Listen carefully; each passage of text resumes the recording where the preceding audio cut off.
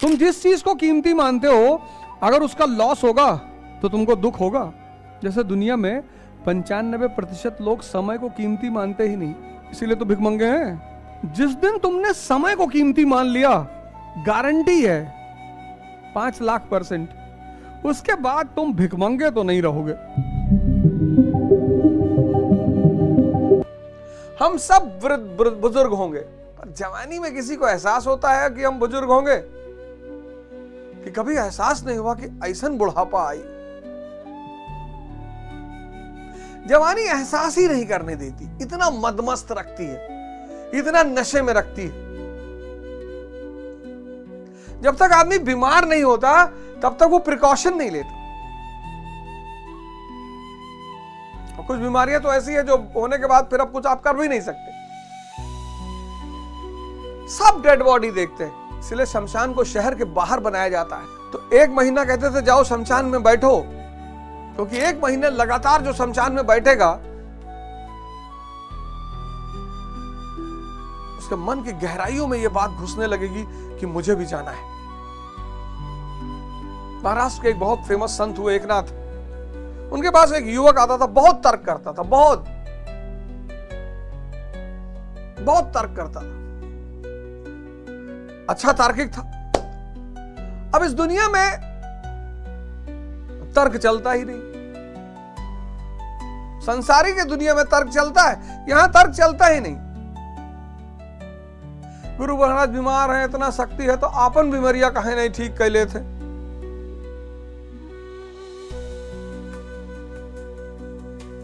यहां तर्क चलता ही नहीं।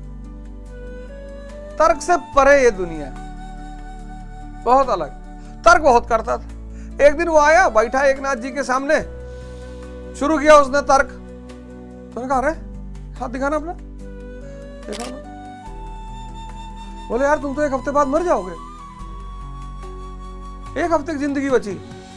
हाँ बताओ अब क्या बता रहे थे? अरे उसने कहा भाड़ में गए बताना, भगा वो अपने घर गया, सबको बताया, रोना पीटना मच गया कि अरे भैया अब तो 1 हफ्ता जिंदा रहेगा। 1 हफ्ता बीता,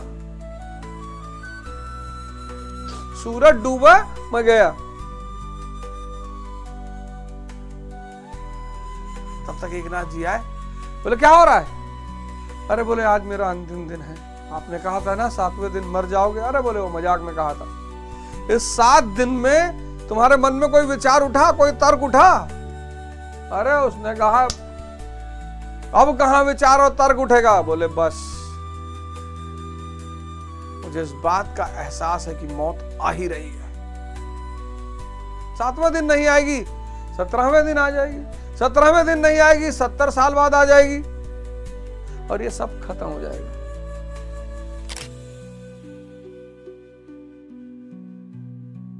तो साधक की पहली चुनौती है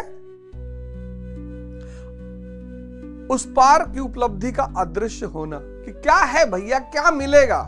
साधक की दूसरी चुनौती है मैं और अपने का खेल।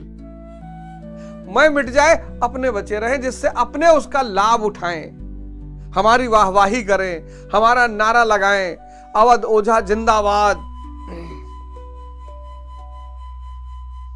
ऐसा होगा नहीं।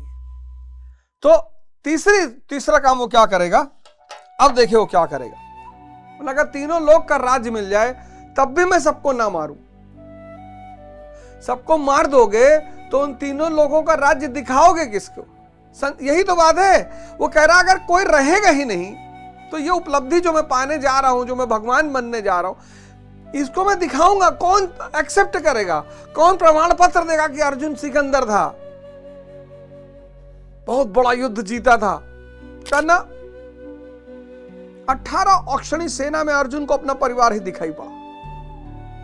जो भी व्यक्ति साधना के रास्ते में बढ़ेगा उसको अपना ही परिवार दिखाई पड़ेगा। अपना मैं को जब वो खत्म करने की कोई भी कोशिश करेगा, मैं अपना, ये फॉर्मूला याद रखो, जो भी मैं पर हमला करेगा उसको अपना दिखाई पड़ेगा। तो जब कभी कोई आत्महत्या करता है, जवान लोग कर लेते हैं कभी कभी, कहे भैया बताओ मेरा रोग बारे में नहीं सोची बेटा, वो आत्महत्या करना बहुत क्रांतिकारी कदम है और गंदा, अति गंदा। लेकिन अज्ञानतावश और गुरु का अभाव, क्योंकि जीवन में चुनौतियां तो है ही। मैं इसलिए इस देश के हर व्यक्ति से कह रहा हूं कि गुरु के शरण में चले आओ, अपना कोई गुरु ढूंढ लो, ध्यान साधना शुरू कर दो। युवाओं से तो विशेषकर मेरी अपील है कि संघर्ष तुम्हारी नियति है, कोई माई का लाल तुम्हें बचा नहीं सकता। तो जब संघर्ष तुम्हारी नियति है, ये अपने अनुभव पे कह रहा हूं, जब संघर्ष तुम्हारी नियति है और कोई बचा नहीं सकता, तो युद्ध के तरीके सीख लिए जाए ना, उससे भागा क्यों जाए? क्यों?